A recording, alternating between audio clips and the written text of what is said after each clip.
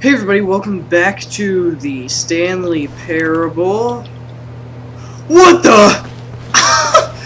Somebody told me, actually I read online, somebody is like, hey, do this and it looks really cool. They just said type face punch. And now there's a texture change that changes everything to face punch. Then if you type face punch, it apparently goes back. Wow, that's really cool. Okay, I know where I want to go. This was not the correct way to the meeting room, and Stanley knew it perfectly well. Perhaps he wanted to stop by the employee lounge first, just to admire it. Sure. Standing now in this incredible room, Stanley for the first but eager to get back to business, Stanley took the first open door on his left. Yes, he does. And so he detoured through the maintenance section, walked straight ahead to the opposite door, and got back on track. Yet there was not a single person here either. Feeling a wave of disbelief, Stanley decided to go up to his boss's. Coming to a staircase, going downstairs. Stanley walked upstairs to his boss's office. Downstairs this time, son. But Stanley just couldn't do it. He considered the possibility of facing his boss, admitting he had left his post during work hours. He might be fired for that. And in such a competitive economy, why had he taken that risk? Wait a minute. All because he believed everyone had vanished? His boss would think he was crazy. And then something occurred to Stanley. Maybe, he thought to himself, maybe I am crazy. All of my co-workers blinking mysteriously out of existence in a single moment for no reason at all. None of it made any logical sense. And as Stanley pondered this, he began to make other strange observations. For example, why couldn't he see his feet when he looked down? Why did doors close automatically behind him wherever he went? And for that matter, these rooms were starting to look pretty familiar. Were they simply repeating? No, Stanley said to himself, this is all too strange. This can't be real. And at last, he came to the conclusion that had been on the tip of his tongue. He just hadn't found the words for it. I'm dreaming, he yelled. This is all a dream. Oh, what a relief Stanley felt to have finally found an answer, an explanation. His co-workers weren't actually gone. He wasn't going to lose his job. He wasn't crazy after all. And he thought to himself, I suppose I'll wake up soon. I'll have to go back to my boring real-life job pushing buttons. I may as well enjoy this while I'm still lucid. Yeah. So, he imagined himself flying and began to gently float above the ground. What? Then he imagined himself soaring through space on a magical starfield, and it too appeared. It was so much fun, and Stanley marveled that he had still not woken up. How was he remaining so lucid?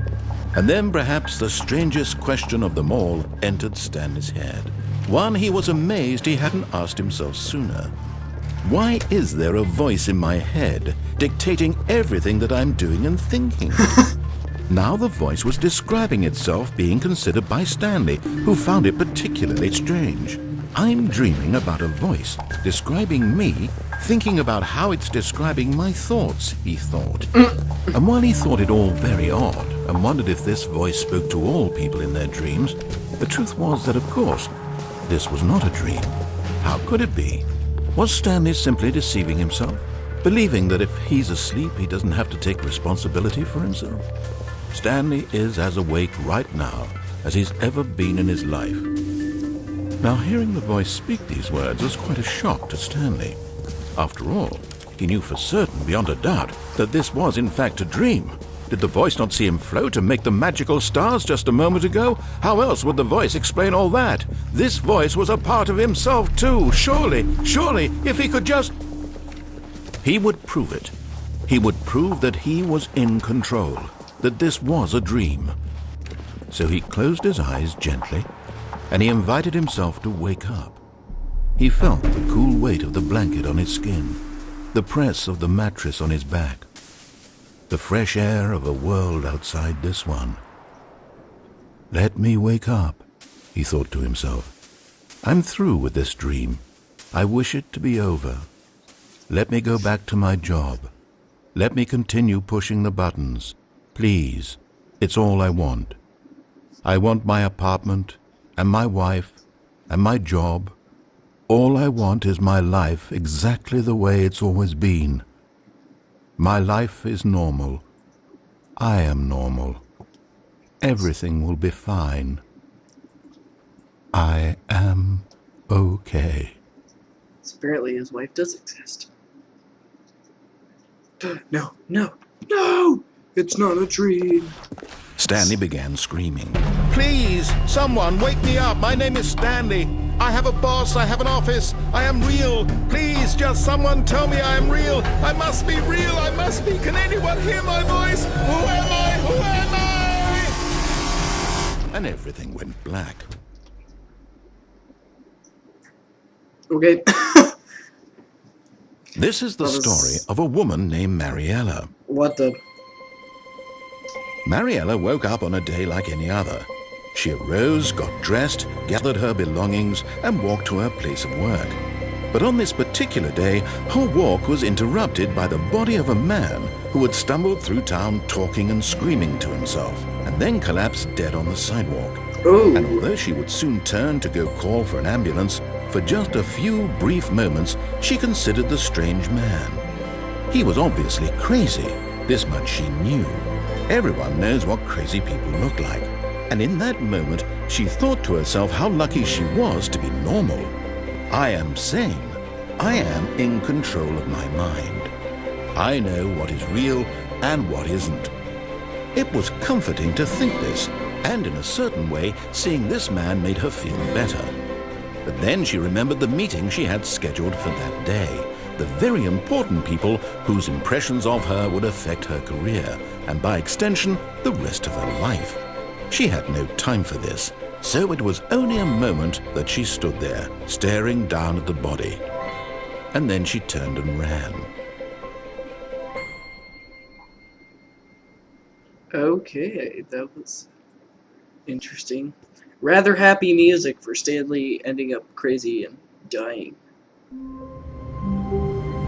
But of course, another equally enjoyable one. All of his co-workers were gone. What could it mean? Stanley decided to go to the meeting room. Perhaps he had simply missed a memo. Alright, I know what to do this time. When Stanley came to a set of 2 open doors, he entered the door on his left. What if I just don't do anything in the boss's office? Like, when it goes in, he's like, yeah, Stanley, Yet there good was possible. not a single person here either. What if I just Feeling a wave of disbelief, Stanley decided to go up to his boss's office. Coming to a staircase, Stanley walked upstairs to his boss's office.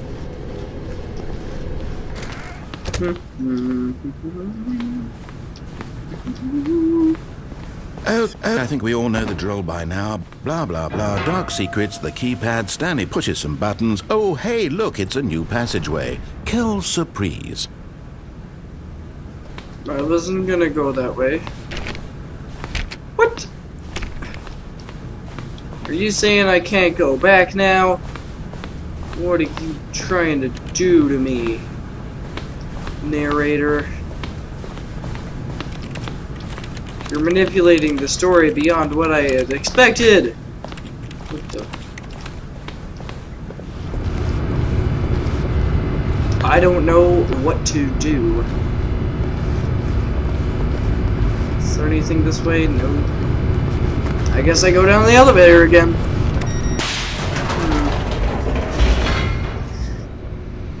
I was gonna not... Dude, I was gonna leave the boss's office after I pressed the button. Or after I was not gonna put in the passcode. I was just gonna leave. Because Stanley couldn't know the passcode or anything, so... I just turn around and leave. But apparently it's not gonna let me. So, fine.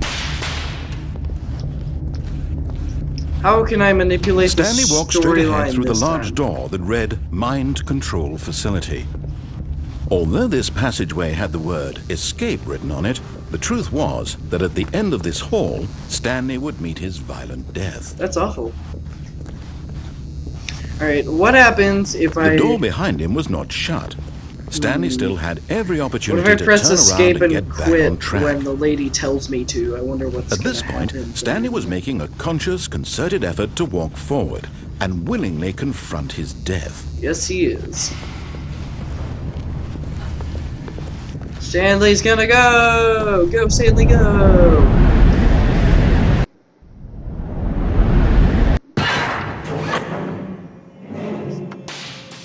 Okay. We're gonna have to find out what happens if I press escape and quit when the lady tells me to in the next episode. So thanks everybody for watching. If you liked the video, press the like button. If you want to see more, check out my channel. And as always, I hope to see all of you in the next video. Goodbye.